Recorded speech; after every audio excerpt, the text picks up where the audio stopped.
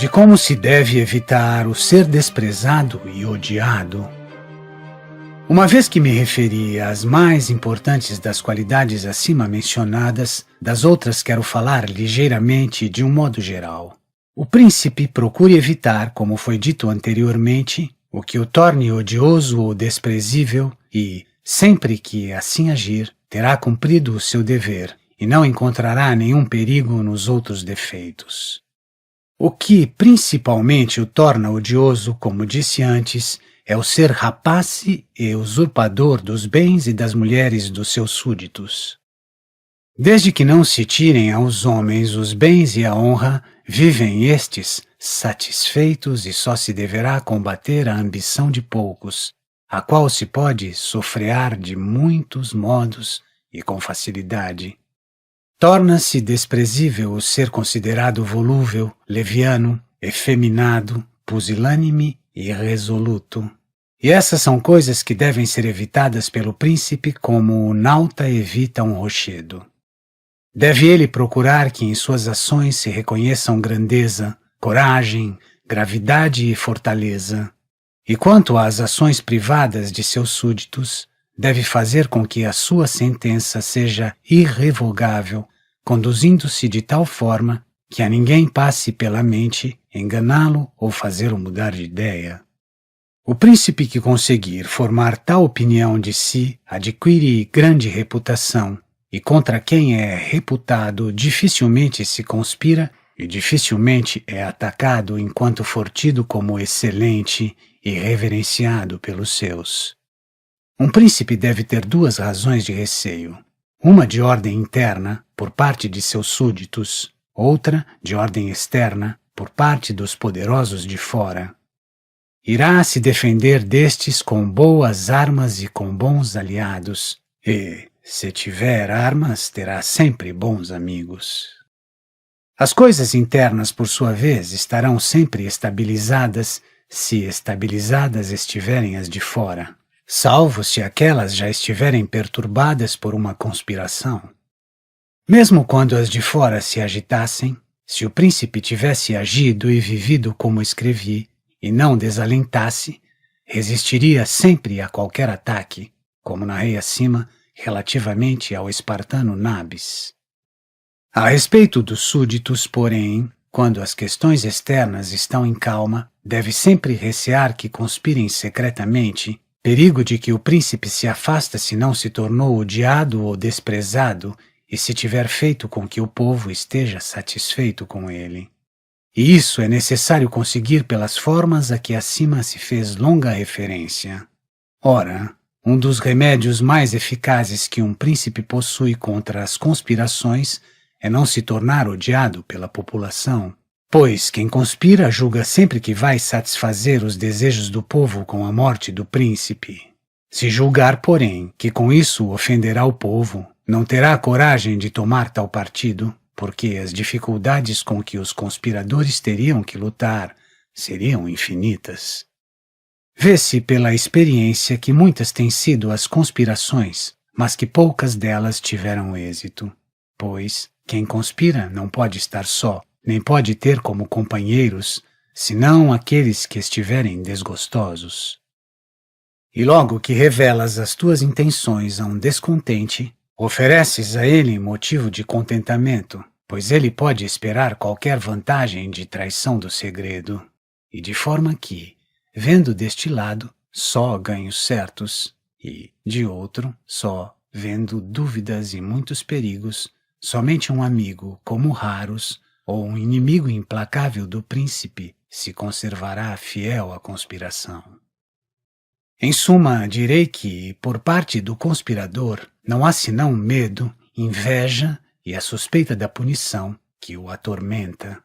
Por parte do príncipe, existe a majestade do principado, as leis, a defesa dos amigos e do Estado que o resguardam, tanto que, acrescentando a tudo isso a estima popular, é impossível que exista alguém tão temerário que se abalance a conspirar. Ordinariamente, o que um conspirador receia antes de levar a efeito o mal, deverá recear também depois, tendo o povo por inimigo, depois do fato consumado, e não poderá, por isso, esperar qualquer refúgio. Poderia eu citar numerosos exemplos desta matéria. Irei me limitar, porém, a um só, que nos foi legado pela recordação de nossos pais. Tendo sido assassinado pelos Canesci, o senhor de Bolonha, Messer Aníbal Bentivoglio, avô do atual Messer Aníbal, não ficando da família senão Messer Giovanni, criança de colo, o povo, logo depois do homicídio, sublevou-se e matou todos os Canesci. Isso foi devido à benevolência popular com a qual a casa dos Bentivoglio contava naquela época. Benquerença essa tão grande que, não tendo restado em Bolonha um só membro daquela família que pudesse, morto Aníbal, governar o estado, e havendo indício de que havia em Florença um jovem pertencente àquela família, e tido até então como filho de um ferreiro, os bolonheses ali foram procurá-la, e lhe entregaram o governo da cidade, que foi governada por ele até que Messer Giovanni alcançasse idade suficiente para reinar. Concluo, portanto, afirmando que a um príncipe pouco devem importar as conspirações se é amado pelo povo, mas, quando este é seu inimigo e o odeia, deve temer tudo e a todos. Os estados bem organizados e os príncipes prudentes preocuparam-se sempre em não reduzir os grandes ao desespero e satisfazer e contentar o povo, porque essa é uma das questões mais importantes que um príncipe deve ter em mente. Em nossos tempos, entre os reinos bem organizados e governados, deve-se enumerar o da França. Encontram-se nele numerosas boas instituições das quais dependem a liberdade e a segurança do rei. A primeira delas é o parlamento e a autoridade que possui, pois o homem que organizou aquele reino, conhecendo de um lado a ambição e a insolência dos poderosos, e julgando necessário pôr-lhes um freio à boca para corrigi-los, e, de outro, conhecendo o ódio do povo contra os grandes, motivado pelo medo e querendo protegê-los, não permitiu que essa tarefa ficasse a cargo do rei, para desculpá-lo da acusação dos grandes quando favorecesse o povo, e do povo quando favorecesse os poderosos. Por isso, constitui um terceiro juízo que fosse aquele que, sem responsabilidade do rei, deprimisse os grandes e favorecesse os menores. Essa organização não podia ser melhor nem mais prudente, nem se pode negar que seja a melhor causa de segurança do rei e do reino. Pode-se daí tirar outra notável instituição. Os príncipes devem encarregar a outrem da imposição de penas, e os atos de graça, pelo contrário, só a eles mesmos, em pessoa, devem estar afetos. Concluo novamente que um príncipe deve estimar os grandes, mas não se tornar odiado pelo povo. Poderia parecer a muitos, considerando-se a vida e morte de certos imperadores romanos, que constituíssem exemplos contrários a esta minha opinião, sendo que alguns deles, apesar de terem vivido sempre exemplarmente e demonstrado possuir grandes virtudes, perderam o poder ou foram mortos pelos seus, que contra eles conspiraram. Desejando responder a estas objeções, narrarei as causas de sua ruína, que são diferentes das que apresentei, procurando tomar particularmente em consideração aquelas que parecem notáveis a quem lê as ações daqueles tempos. Basta-me citar todos os imperadores que se sucederam no governo, desde o filósofo Marco Aurélio até Maximino, os quais foram Marco, seu filho Cômodo, Pertinax, Juliano, Severo, o filho deste, Antonino, Caracalla, Macrino, Heliogábalo, Alexandre e Maximino.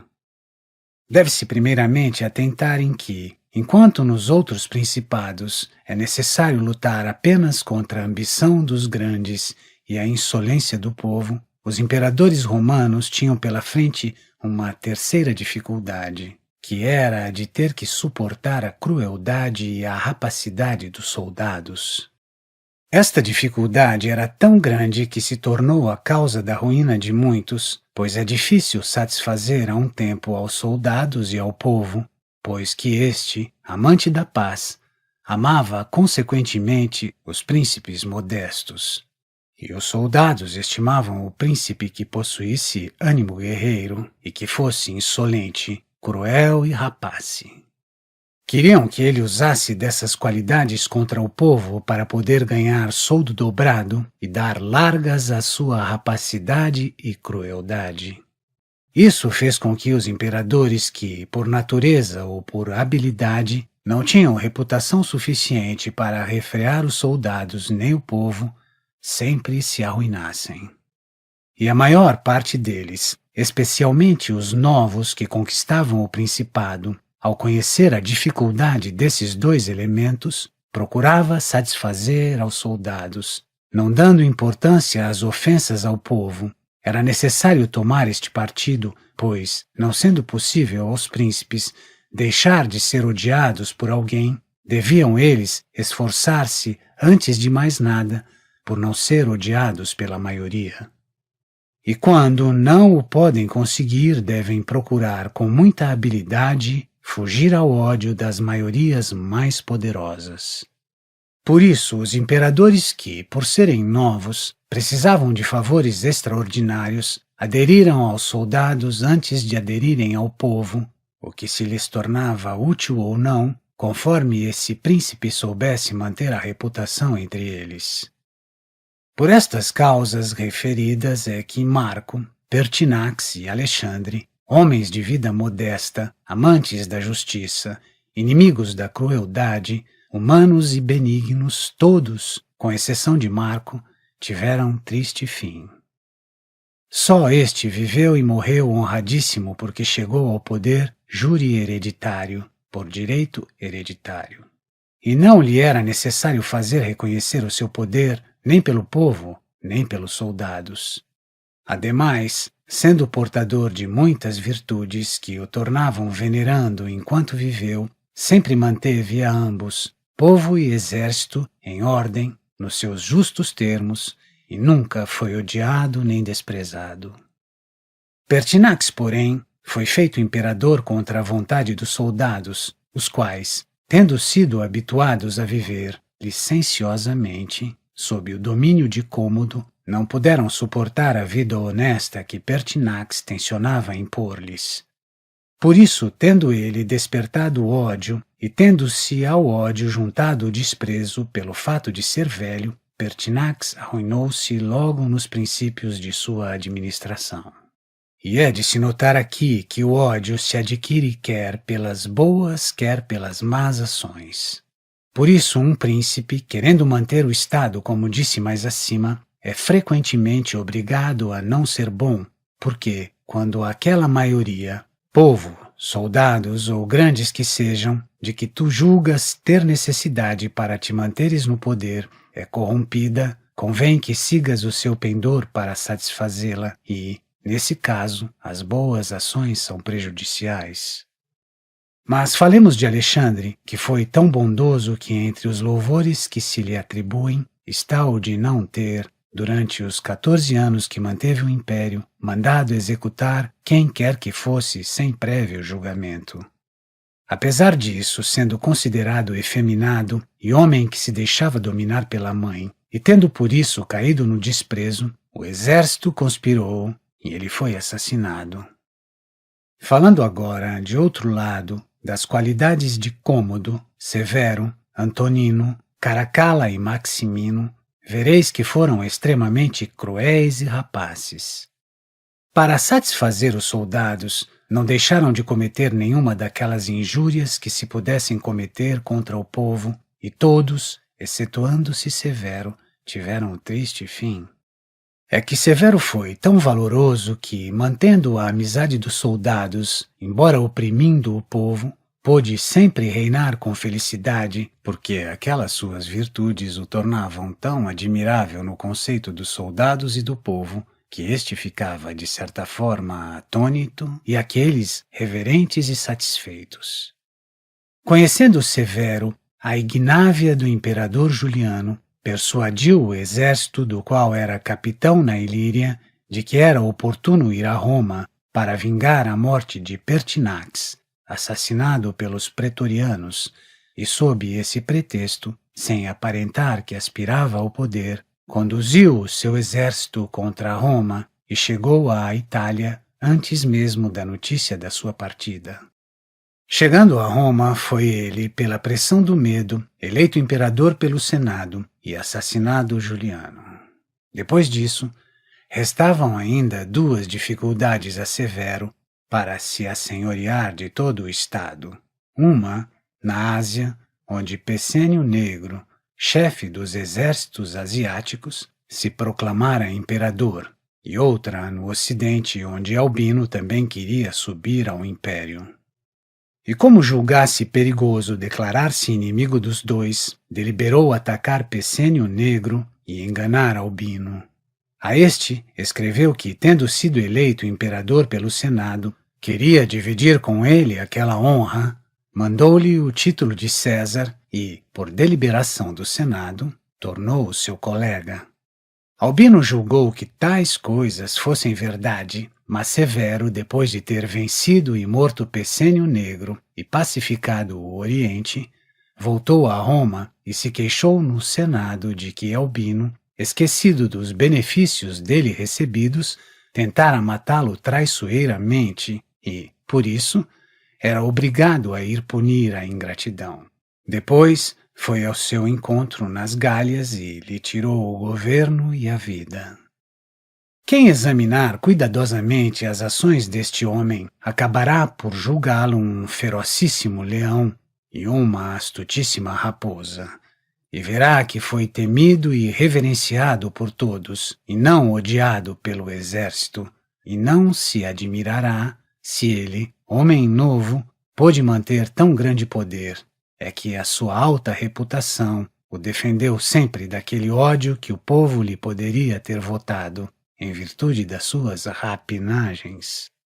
E Antonino, seu filho, foi também homem que tinha excelente proceder, que o tornava maravilhoso no conceito do povo e benquisto pelos soldados, porque era militar, suportava otimamente qualquer fadiga, e desprezava os manjares delicados e quaisquer outros elementos de conforto. Isso era o suficiente para fazer com que se tornasse estimado por todos os exércitos. Não obstante, sua ferocidade e crueldade foram tão grandes e inauditas que mandou matar grande número de particulares e assim sacrificou grande parte do povo de Roma e todo o de Alexandria, de tal modo que se tornou muitíssimo odiado por todos e começou a ser temido também por aqueles que com ele privaram e, afinal, foi assassinado por um centurião em meio de seu exército.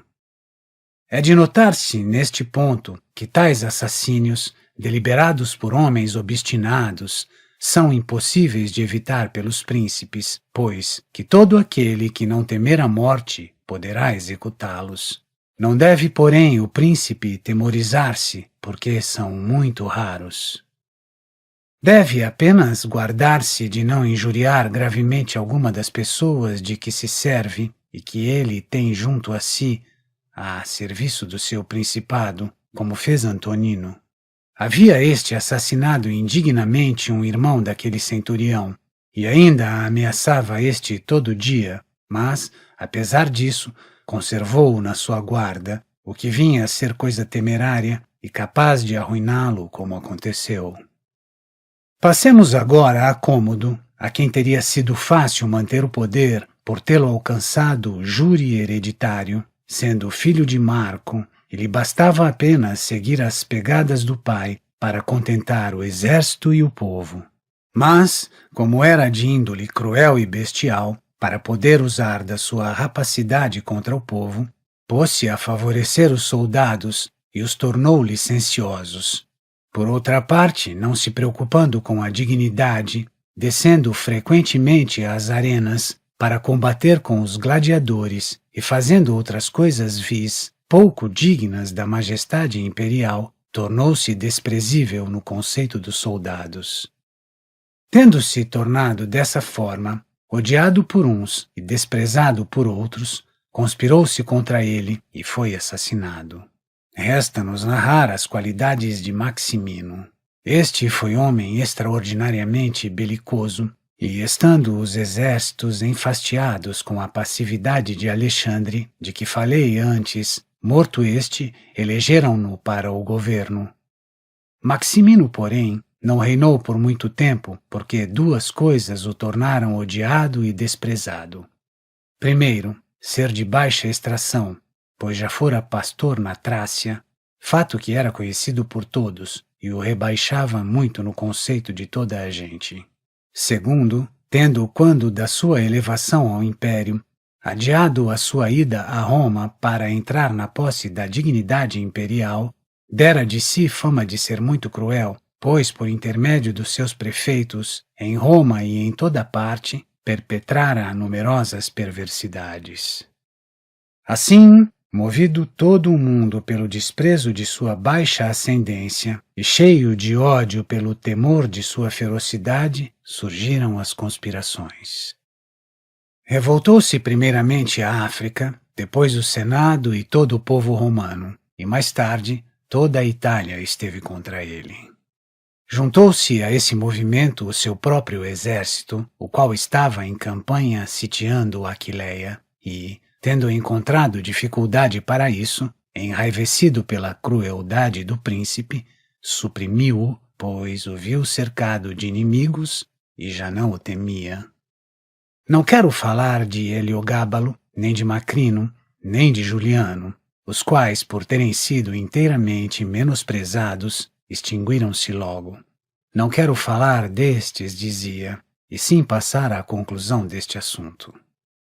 Assim digo que os príncipes dos nossos tempos, no seu governo, não têm esta dificuldade de dar satisfações exorbitantes aos soldados, pois, não obstante se deva ter para com aqueles certa consideração, rapidamente resolve-se a situação, por não ter nenhum desses príncipes um exército que se tenha desenvolvido com os governos e administrações das províncias, como era nos exércitos do Império Romano. E se naquela época era necessário satisfazer mais aos soldados do que ao povo, agora é mais necessário a todos os príncipes, exceto ao grão-turco e ao sultão do Egito, satisfazer mais ao povo do que ao exército, porque este é menos poderoso do que aquele. Excetuo o grão-turco pelo fato de conservar este em torno de si 12.000 infantes e 15.000 soldados de cavalaria, sendo que disso dependem a segurança e o poder do seu reino. É necessário, portanto, que, em lugar de qualquer outra consideração para com outrem, aquele seja amigo dos exércitos. A mesma coisa sucede ao reino do sultão do Egito. Estando tudo nas mãos dos soldados, convém também a ele mantê-las como seus amigos, sem se preocupar com o povo. E deve-se notar que este reinado do sultão é diferente de todos os outros principados, porque é semelhante ao papado, o qual não se pode classificar nem como principado hereditário, nem como principado novo, posto que não são os filhos do príncipe antigo que se tornam herdeiros e ficam senhores, mas sim aqueles que são elevados a este posto por aqueles que têm autoridade. E, como isso seja uma antiga instituição, não se pode chamar de principado novo, e também porque naqueles não existem as dificuldades existentes nestes, pois embora o príncipe seja novo, a organização do Estado é velha, e os governantes são obrigados a recebê-lo como se fossem senhores hereditários. Voltemos, porém, ao nosso assunto. Direi que quem considerar o que antes referi, verá como o ódio ou o desprezo foram causas da ruína dos imperadores mencionados, e conhecerá também os motivos por que parte daqueles procedendo de uma forma e outros de maneira contrária, alguns deles terminaram bem e outros tiveram um triste fim, e também porque a Pertinax e Alexandre, por serem príncipes novos, foi inútil e danoso querer imitar Marco, que no principado estava júri hereditário. Igualmente porque a Caracalla, Cômodo e Maximino foi pernicioso imitar a Severo, por não terem possuído tanta virtude que bastasse para que pudessem seguir-lhe o caminho. Um príncipe novo, num principado novo, não pode, portanto, imitar as ações de Marco, nem, da mesma forma, é necessário imitar as de Severo. Deve, sim, aproveitar de Severo as qualidades que forem necessárias para fundar o seu Estado, e de Marco, aproveitar as que sejam gloriosas e convenham para manter um Estado que já esteja estabelecido e firme.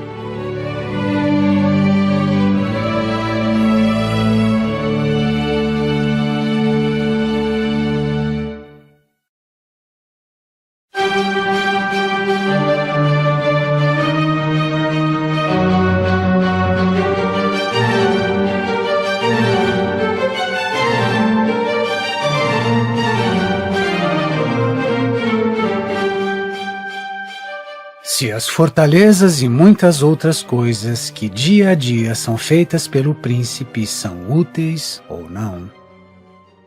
Alguns príncipes, para manter seguramente o Estado, desarmaram os seus súditos. Outros dividiram as cidades conquistadas, conservando facções para combater-se mutuamente. Outros alimentaram inimizades contra si mesmos. Outros dedicaram-se à conquista do apoio daqueles que lhe eram suspeitos no início de seu governo. Alguns outros edificaram fortalezas, outros ainda as arruinaram. E se bem que todas estas coisas não se possam julgar em definitivo, se não se examinarem as particularidades dos estados, onde se tivesse que tomar qualquer dessas deliberações, falarei, contudo, de um ponto de vista geral, compatível com a própria matéria. Nunca um príncipe novo desarmou os seus súditos. Antes, sempre que os encontrou desarmados, armou-os. Essas armas ficarão tuas e se tornarão fiéis àqueles que te eram suspeitos. Mantém-se fiéis àqueles que já o eram, e de súditos se transformam em teus auxiliares. E como não se pode armar a todos os súditos, uma vez que beneficies àqueles a quem armas, podes agir mais seguramente com relação aos outros. A diferença de tratamento para com aqueles obriga-os para contigo, e os outros irão te desculpar, julgando necessário que maior recompensa tenham os que estão expostos a maiores perigos e estão mais ligados a ti por efeito mesmo dessas obrigações. Desarmando-os, principias por ofendê-los, mostrando que duvidas deles, seja porque és covarde, seja porque não confias neles. Qualquer destas opiniões criará ódio contra ti, e como não podes ficar desarmado, convém que te voltes para a milícia mercenária, cujas qualidades acima referi. Mesmo que fosse boa, não pode ter tanta força suficiente para te defender dos inimigos poderosos e dos súditos suspeitos. Como disse, um novo príncipe num principado novo sempre organizou a força armada. Destes exemplos a história está cheia, mas, quando um príncipe conquista um novo estado que seja anexado aos domínios, então é necessário desarmar aquele estado, exceto aqueles que tenham colaborado contigo para que o conquistasses, e mesmo a estes é necessário, com o tempo, tornar apáticos e amolecidos, de modo que todas as armas desse estado estejam com teus próprios soldados, que viviam junto a ti no estado antigo. Os nossos antepassados, e aqueles que eram tidos como prudentes, costumavam dizer que Pistoia tinha de ser mantida pela divisão dos partidos e Pisa pelas fortalezas, e assim agiam de maneira diversa nas cidades conquistadas para poder conservá-las mais facilmente. Essa era a política mais sábia, provavelmente, naqueles tempos em que a Itália estava de certo modo equilibrada, mas não creio que possa servir hoje como preceito. Não acredito que as divisões trouxessem qualquer bem. Antes, pelo contrário, acontece que, quando o inimigo se avizinha, as cidades divididas perdem-se logo, porque a parte mais fraca aderirá às forças externas e a outra não se poderá manter. Os venezianos, obedecendo, como creio, às razões mencionadas, costumavam fomentar as facções guelfas e gibelinas nas cidades que estavam sob o seu domínio e, se bem que não os deixassem chegar até a luta, alimentavam essas discordâncias para que, ocupados os cidadãos naquelas suas diferenças, não se unissem contra eles. Isso, como se viu, não lhes deu bons resultados, porque, tendo os venezianos sido desbaratados em Vailá, algumas daquelas cidades tomaram ânimo e lhes arrebataram todos os territórios. Tal política revela, portanto, fraqueza do príncipe, porque, num principado poderoso, jamais se permitiam semelhantes divisões. Elas são proveitosas apenas nos tempos de paz, podendo-se, mediante esse sistema, governar os súditos mais facilmente. Em vindo à guerra, porém, percebe-se a sua falácia. Os príncipes se tornam grandes, sem dúvida, quando superam as dificuldades e a oposição que se lhes movem. Assim, a fortuna, máxime quando quer engrandecer a um novo príncipe, o qual tem mais necessidade de conquistar reputação do que um hereditário, suscita-lhe inimigos que o guerreiam, a fim de que tenha ele a oportunidade de vencê-las e subir mais, valendo-se daquela escada que os próprios inimigos lhe estendem. Muitos julgam por isso que um príncipe sábio, quando tiver ocasião, deve fomentar com astúcia certas inimizades contra ele mesmo, a fim de que, pela vitória sobre os inimigos, mais se possa engrandecer. Os príncipes, e principalmente os recentes, têm encontrado mais fé e maiores utilidades nos homens que, no início do seu governo, lhes eram suspeitos do que naqueles que, naquela ocasião, lhes haviam inspirado confiança. Pandulfo Petrucci, senhor de Siena, dirigia o Estado mais com auxílio daqueles de quem suspeitara do que daqueles em que tivera confiança. Mas de tal matéria não é possível estabelecer regras gerais, pois variam muito as circunstâncias de cada caso. Direi apenas que os homens que foram hostis à fundação de um novo governo para manter-se, carecem eles mesmos de apoio. O príncipe sempre poderá conquistá-las com grande facilidade. Eles, por sua vez, são forçados a servi-lo com tanto maior lealdade quanto reconheçam a necessidade de anular, pelas ações, aquela péssima opinião que tinha o príncipe a seu respeito. Assim, a este aproveitam mais os serviços dos antigos adversários do que os daqueles que, por ter demasiada segurança, negligenciam os interesses do príncipe. Agora, como a matéria mesmo o proporciona, não quero deixar de lembrar aos príncipes que tenham tomado recentemente a direção de um Estado, mediante o favor da população, que considerem bem que a razão os terá levado a favorecê-los. E se ela não for a feição natural para com eles, e sim o descontentamento com o antigo governo, ao príncipe só muito dificilmente será possível conservar a amizade daqueles, pois será impossível satisfazê-los.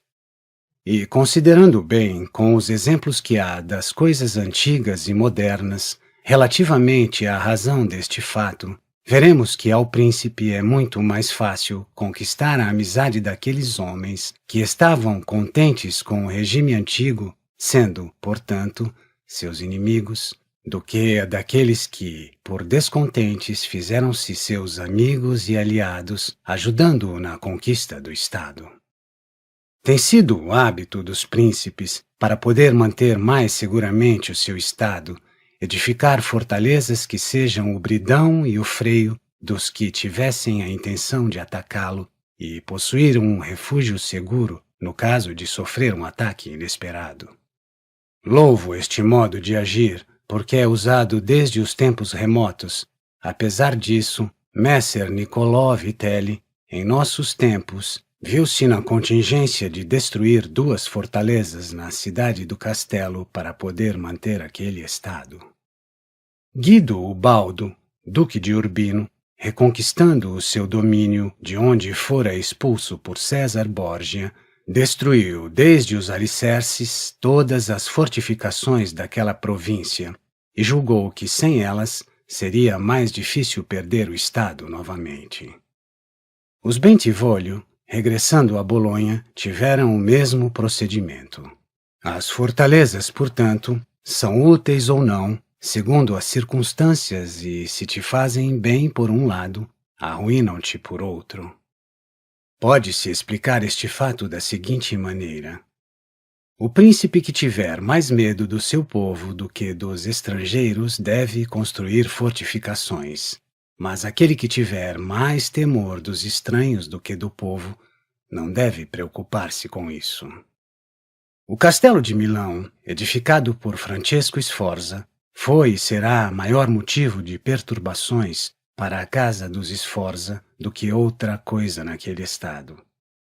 Mas ainda a melhor fortaleza que possa existir é o não ser odiado pelo povo, pois que, se tiveres fortificações e fores odiado por ele, elas não poderão salvar-te, pois não faltam nunca aos povos rebelados príncipes estrangeiros que desejem ajudá-los.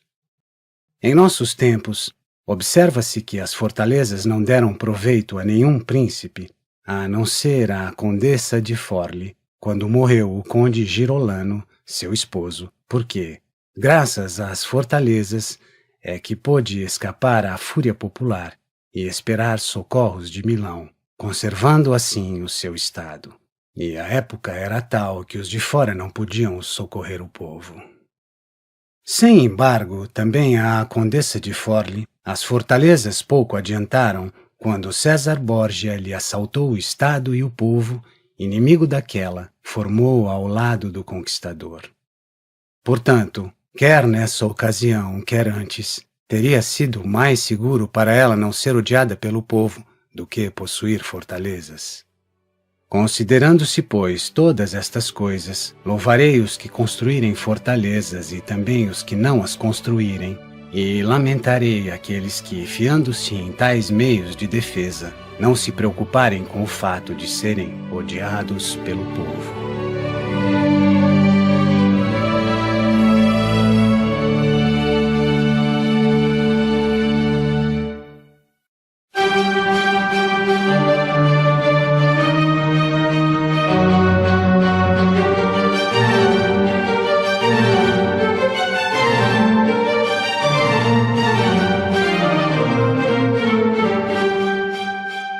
O que a um príncipe convém realizar para ser estimado? Nada faz estimar tanto um príncipe como os grandes empreendimentos e o dar de si raros exemplos. Temos nos nossos tempos Fernando de Aragão, atualmente rei da Espanha.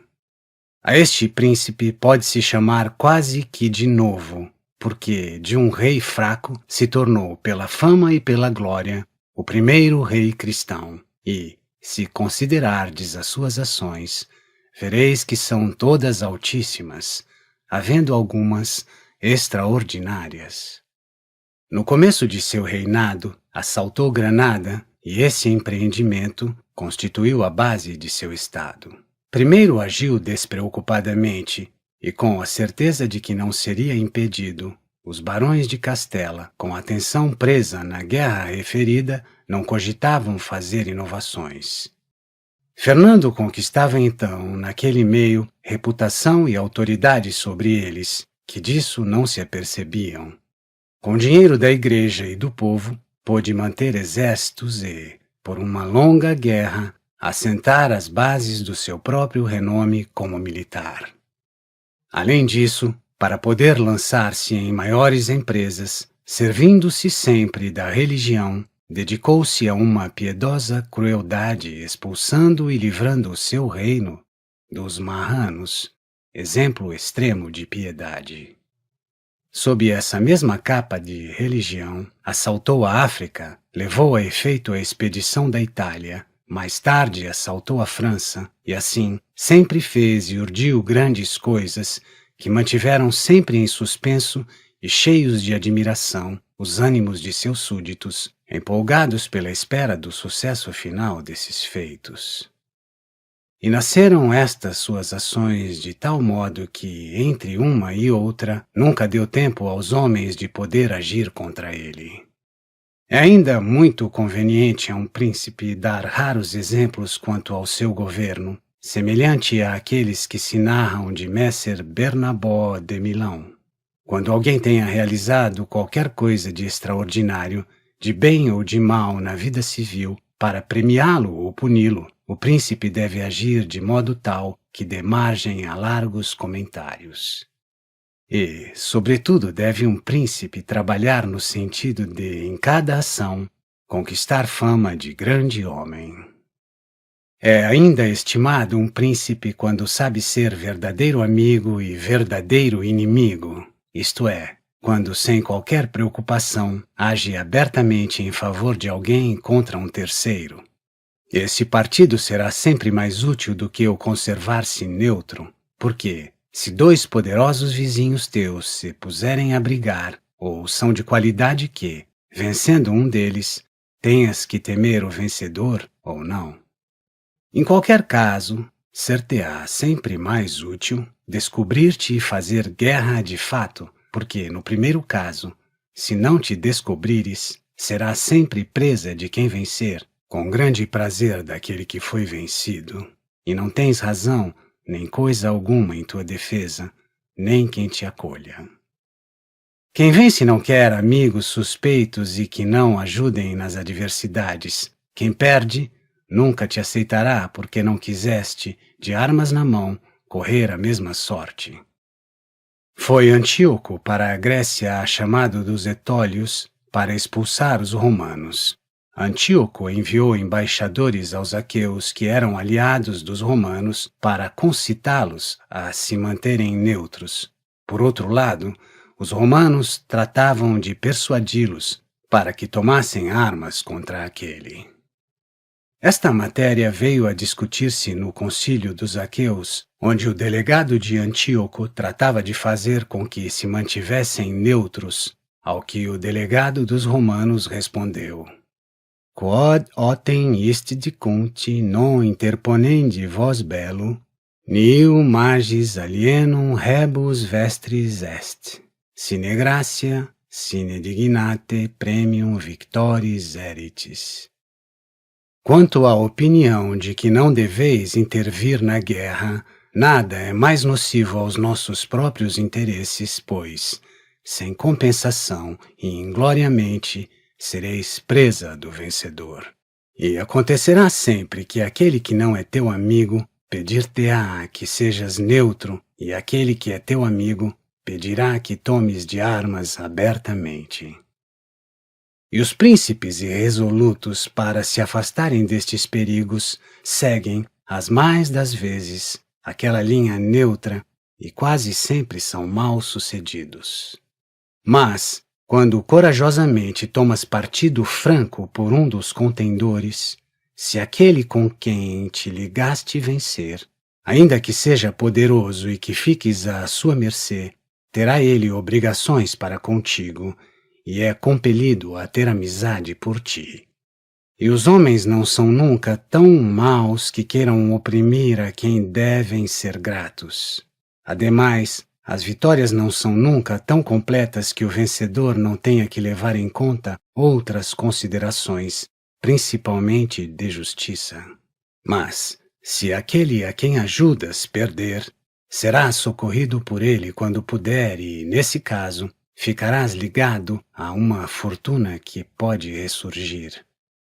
No segundo caso, quando os combatentes são tais que não tenhas de te arrecear da vitória de qualquer, a tua aliança com um deles é tanto mais prudente quanto assim provocarás a ruína de um com o auxílio de quem o deveria salvar. Se fosse sábio, e vencendo tu, o teu aliado ficará à tua discrição e é impossível que não vença com a tua ajuda. Note-se agora que um príncipe deve ter o cuidado de não fazer aliança com um que seja mais poderoso, senão quando a necessidade o compelir, como se expôs acima, pois que, vencendo, ficará prisioneiro do aliado. E os príncipes devem evitar o mais que possam a situação de estar à mercê de outrem. Os venezianos aliaram-se com a França contra o Duque de Milão e podiam deixar de efetuar tal união, e desse fato resultou a ruína deles. Mas, quando não se pode deixar de fazer aliança, como aconteceu com os florentinos quando o Papa e a Espanha foram assaltar a Lombardia pelas armas, então o príncipe deve aderir pelas razões mencionadas. Não pense nunca nenhum governo poder tomar decisões absolutamente certas. Pense antes em ter que tomá-las sempre incertas, pois isto está na ordem das coisas, que nunca deixa, quando se procura evitar algum inconveniente, de incorrer em outro. A prudência está justamente em saber conhecer a natureza dos inconvenientes e adotar o menos prejudicial como sendo bom. Deve ainda um príncipe mostrar-se amante das virtudes e honrar os que se revelam grandes numa arte qualquer.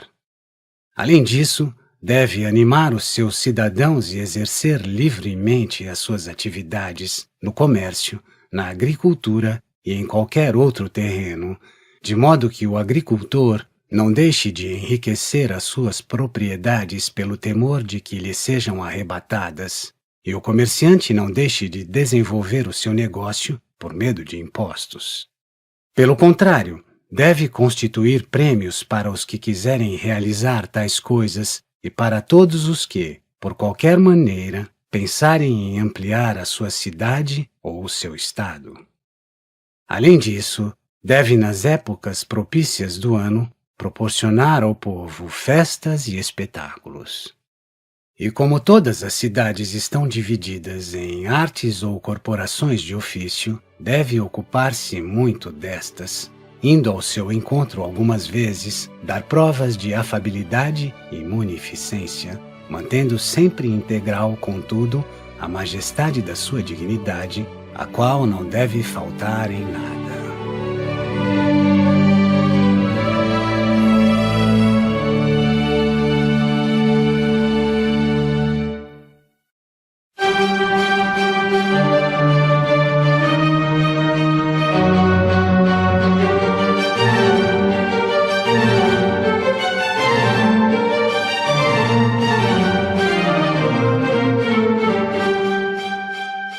Dos ministros dos príncipes. Não é de pequena importância para um príncipe a escolha dos seus ministros, os quais são bons ou não, segundo a prudência daquele. E a primeira conjetura que se faz a respeito das qualidades de inteligência de um príncipe repousa na observação dos homens que ele tem ao seu redor. Quando estes são competentes e fiéis, pode-se reputá-la sábio, porque soube reconhecer as qualidades daqueles e mantê-las fiéis. Mas, quando não são assim, pode-se ajuizar sempre mal do Senhor, porque o primeiro erro que cometeu está nessa escolha.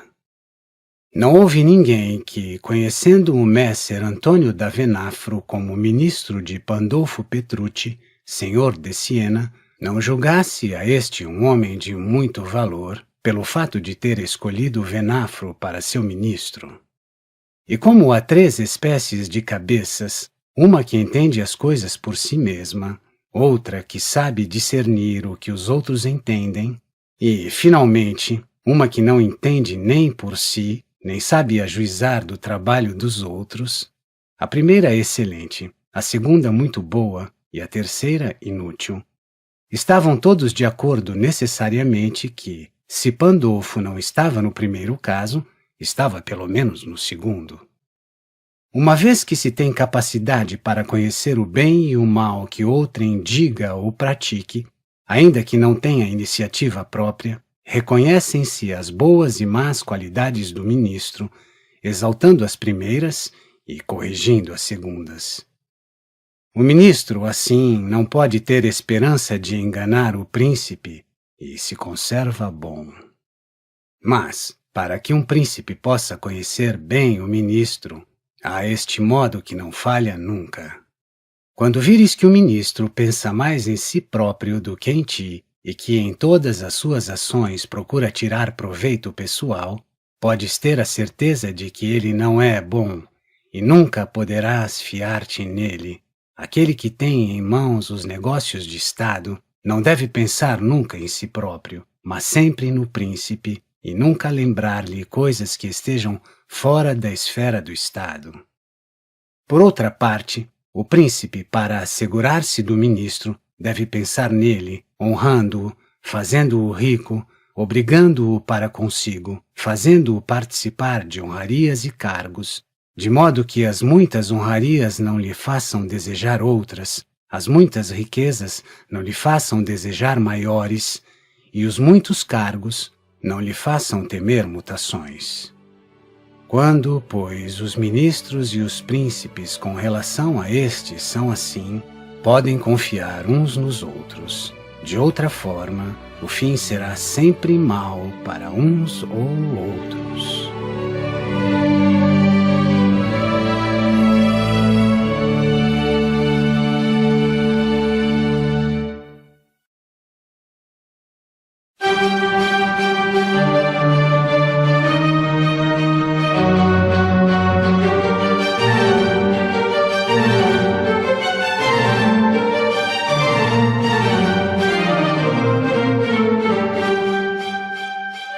De como se evitam os aduladores.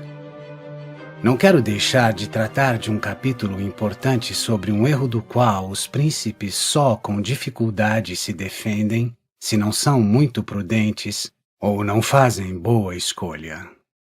Refiro-me aos aduladores de que as cortes estão cheias, porque os homens se comprazem tanto nas coisas próprias e de tal modo se enganam nestas, que é com dificuldade que se defendem dessa peste.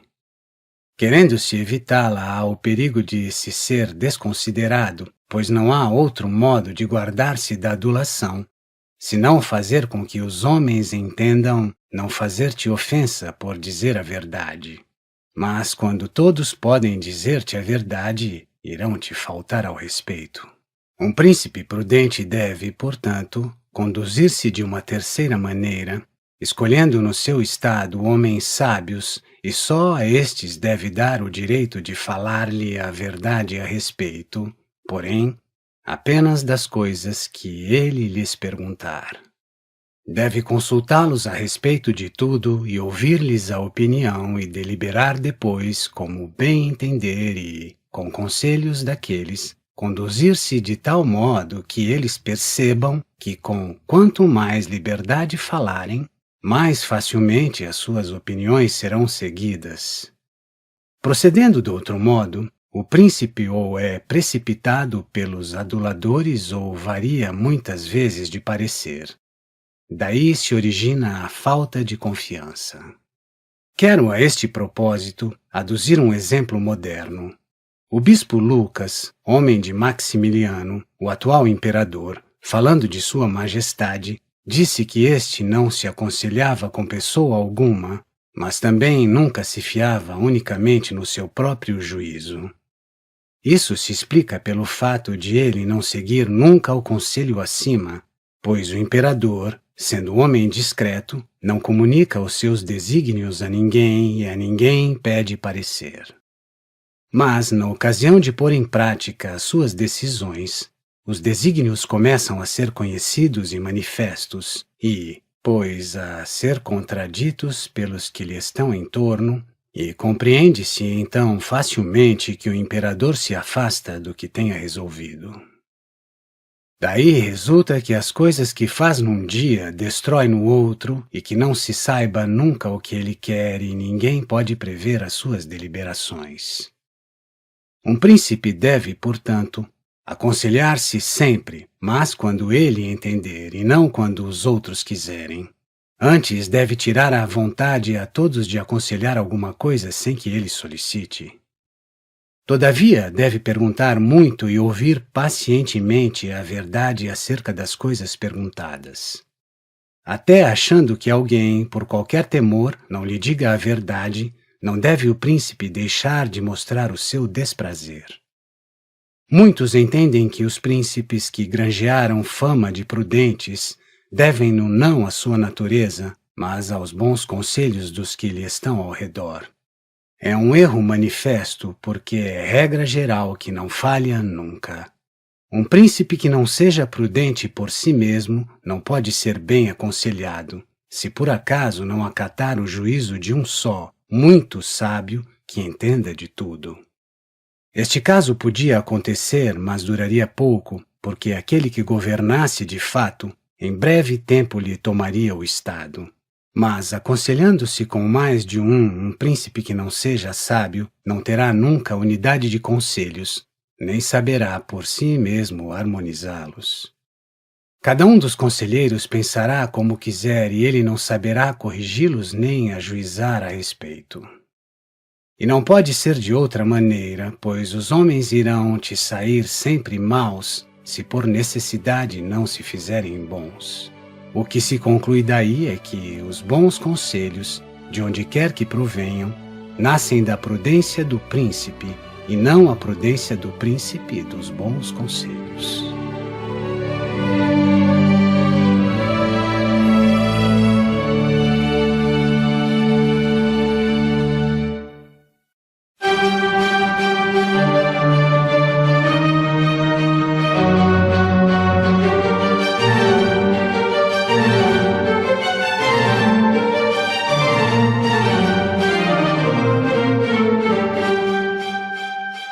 Por que os príncipes da Itália perderam seus estados? Se forem observadas prudentemente as coisas referidas, o príncipe novo parecerá de ascendência antiga e se tornará assim mais seguro e firme no estado do que se ele de fato aí estivesse há muito tempo. Um príncipe recente é muito mais vigiado em suas ações do que um hereditário, e quando essas ações revelam virtude, atraem muito mais aos homens e os obrigam muito mais do que a antiguidade do sangue. É que os homens são muito mais sujeitos às coisas presentes do que às passadas e, quando encontram o bem naquelas, alegram-se e nada mais procuram, antes tomarão a defesa do príncipe, se este não falhar nas outras coisas às suas promessas.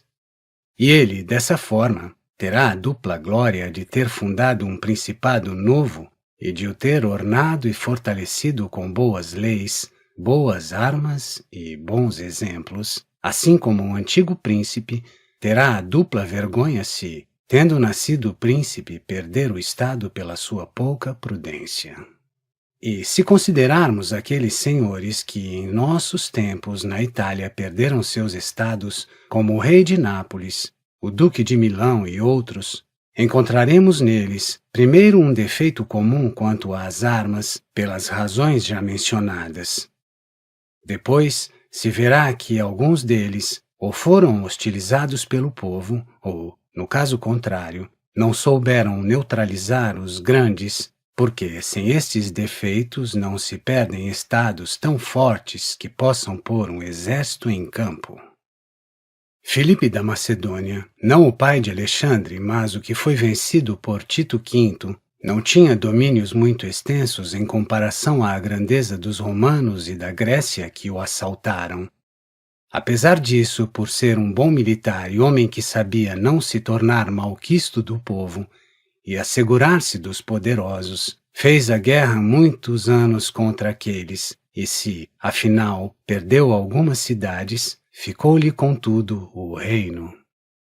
Assim, esses nossos príncipes que possuíram por muitos anos seus principados, para depois perdê-los, não acusem a sorte, mas sim a sua própria ignávia. Porque, não tendo nunca nas boas épocas pensado em que os tempos poderiam mudar, e é comum nos homens não se preocupar na bonança com as tempestades, quando vieram tempos adversos pensaram em fugir, e não em defender-se, e esperaram que as populações fatigadas da insolência dos vencedores os chamassem novamente. Esse recurso é bom, mas quando os outros falham, é bem mal, porém, deixar os outros remédios em troca desse. Não desejarias cair só por creres que encontres quem te levantasse. Isso ou não acontece ou, se acontecer, não te dará segurança, porque é fraco o meio de defesa o que não depende de ti, e somente são bons, certos e duradouros os meios de defesa que dependem de ti e do teu valor.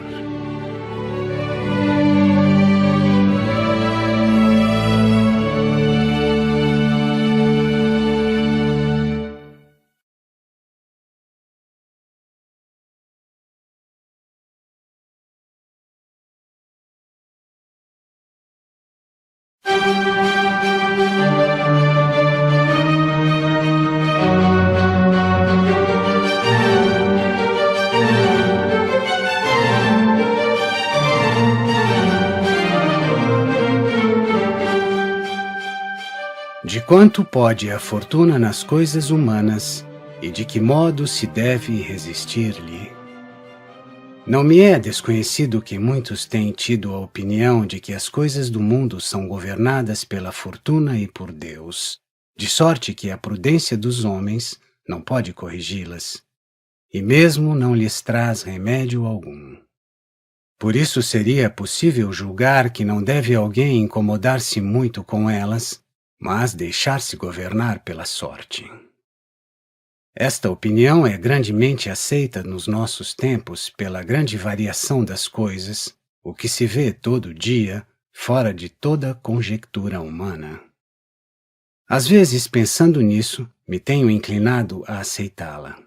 Não obstante, e porque o nosso livre-arbítrio não desapareça, penso poder ser verdade que a fortuna seja árbitra de metade de nossas ações, mas que, ainda assim, ela nos deixe governar quase a outra metade. Comparo-a a um desses rios impetuosos que, quando se encolerizam, alagam as planícies, destroem as árvores, os edifícios, arrastam montes de terra de um lugar para outro.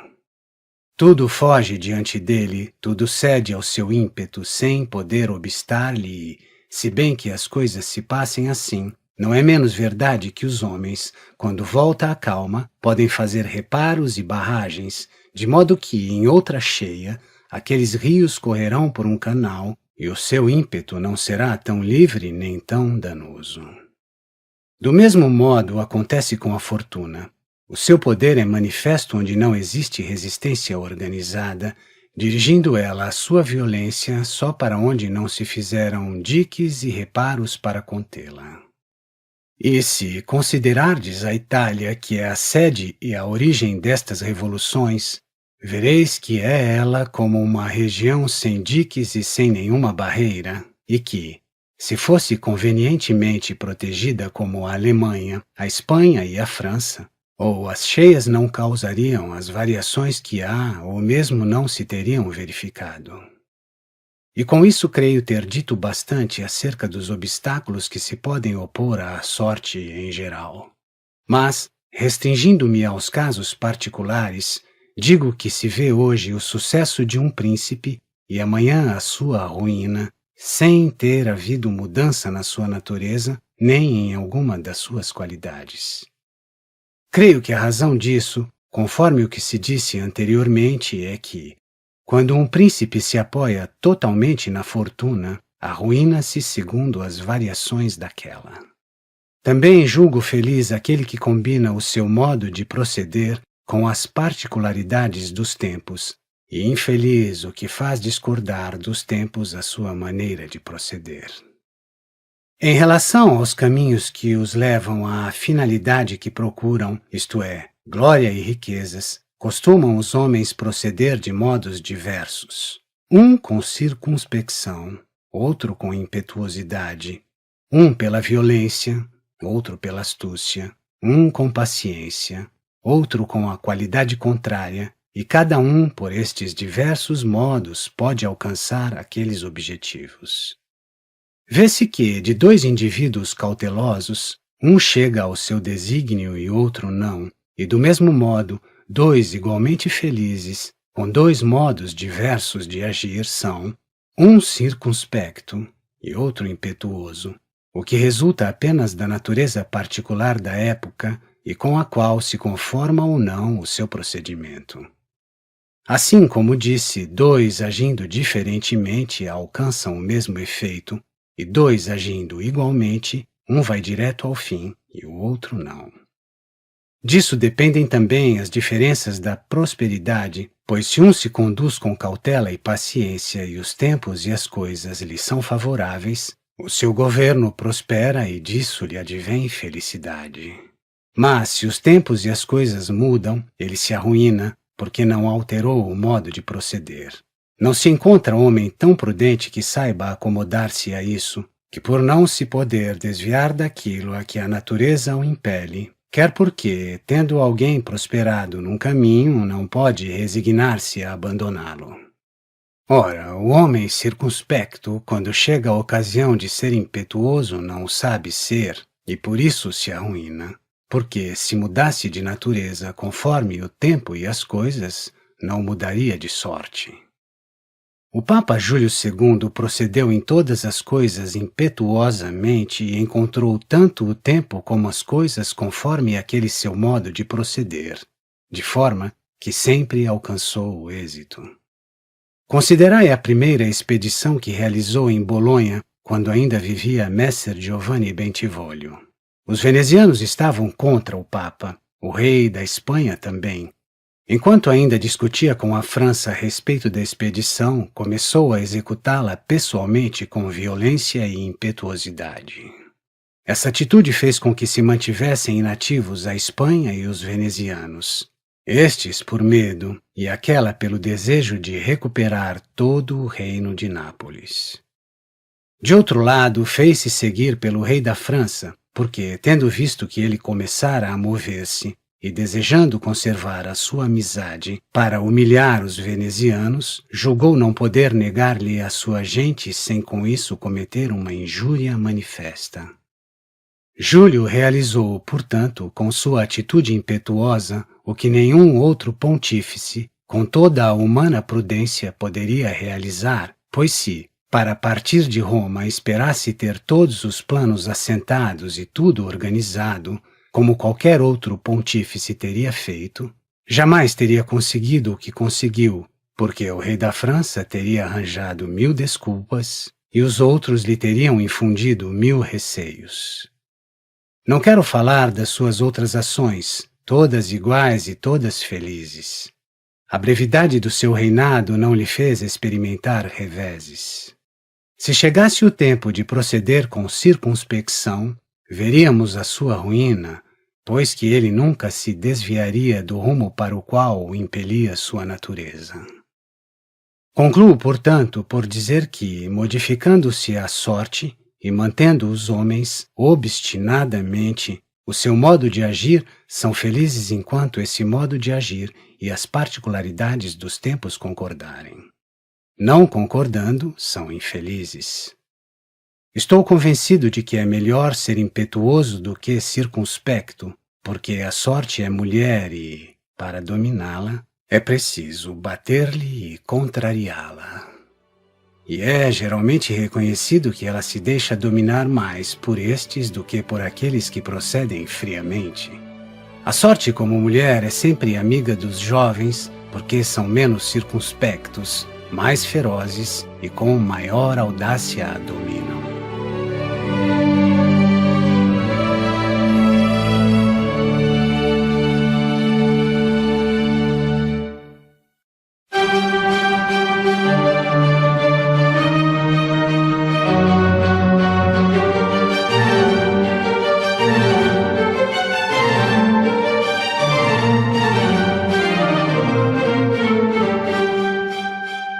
Exortação ao príncipe para livrar a Itália das mãos dos bárbaros.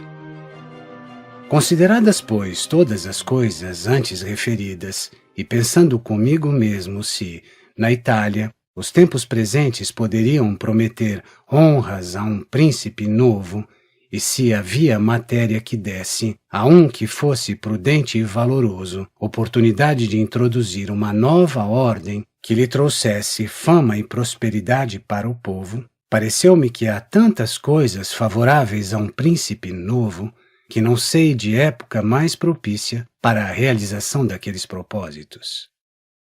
E como disse ter sido necessário para que se conhecesse a virtude de Moisés, que o povo de Israel estivesse escravizado no Egito, para que se conhecesse a grandeza de alma de Ciro, que os persas estivessem oprimidos pelos medas, e para se conhecer valor de Teseu, que os atenienses estivessem dispersos, assim, presentemente, querendo-se conhecer o valor de um príncipe italiano, seria necessário que a Itália chegasse ao ponto em que se encontra agora. Que estivesse mais escravizada do que os hebreus, mais oprimida do que os persas, mais desunida que os atenienses, sem chefe, sem ordem, batida, espoliada, lacerada, invadida, e que houvesse, enfim, suportado toda a sorte de calamidades. E, se bem que tenham surgido até aqui certas providências por parte de alguém que se teria podido julgar fossem inspiradas por Deus para a redenção do país, viu-se depois como, no mais alto curso de suas ações, foi abandonado pela fortuna. Assim, tendo ficado como sem vida, espera a Itália aquele que lhe possa curar as feridas e ponha fim ao saque da Lombardia, aos tributos do reino de Nápoles e da Toscana, e que cure as suas chagas já há muito tempo apodrecidas. Vê-se que ela roga a Deus que envie alguém que a redima dessas crueldades e insolências dos estrangeiros.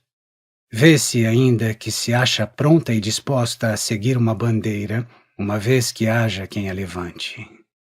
E não se vê atualmente em quem ela possa esperar mais do que na vossa ilustre casa, a qual com a fortuna e valor, favorecida por Deus e pela Igreja, a cuja frente está agora, poderá constituir-se cabeça desta redenção.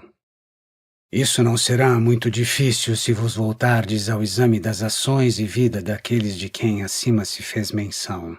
E se bem que aqueles homens tenham sido raros e maravilhosos, foram todavia homens, e as ocasiões que tiveram, todos eles, foram menos favoráveis do que a presente.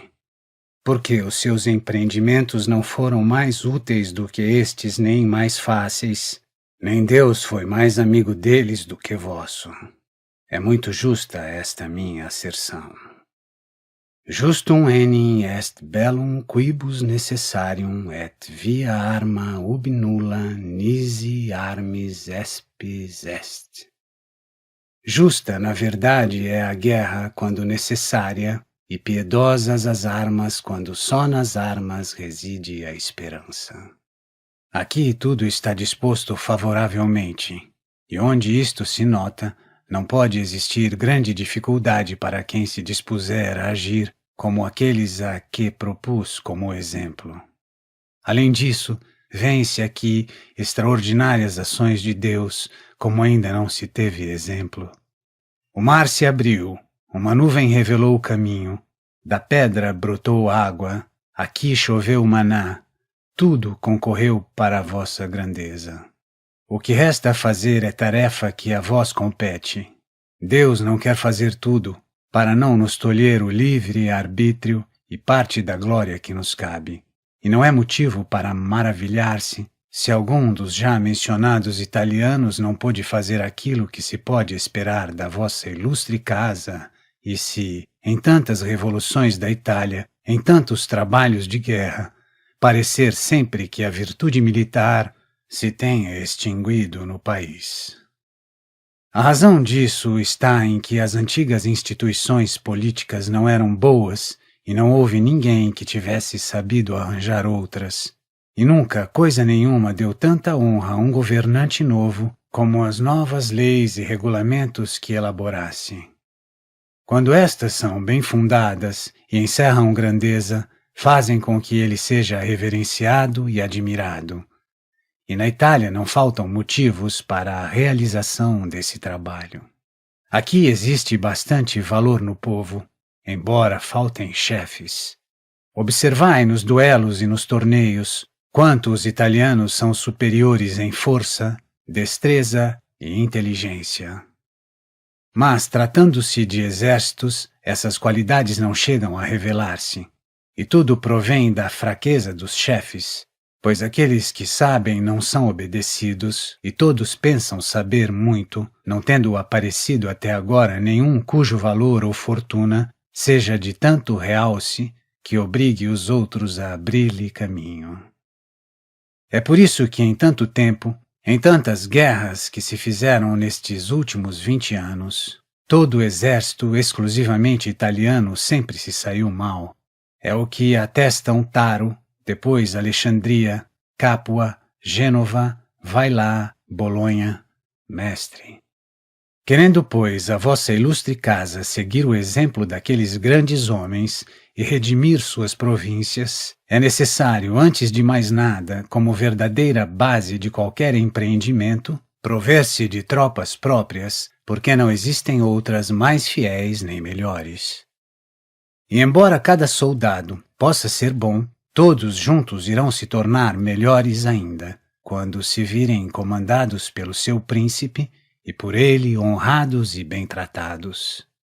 É necessário, pois, preparar essas armas para se poder defender dos estrangeiros com a própria bravura italiana. E apesar de serem consideradas formidáveis as infantarias suíças